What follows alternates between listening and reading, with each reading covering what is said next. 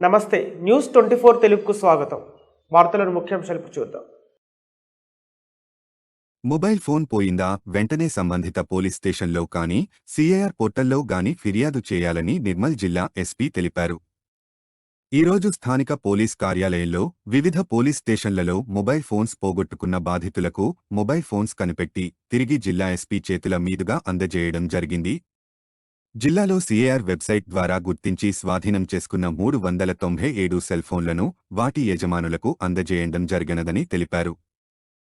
Mobile phone జాగ్రత్తగా ఉంచుకోవాలని, నేరస్తులు దొంగలించబడిన మొబైల్ ఫోన్లను దుర్వినియోగం చేసి అవకాశం ఉన్నందున అప్రమత్తంగా ఉండాలని సూచించారు.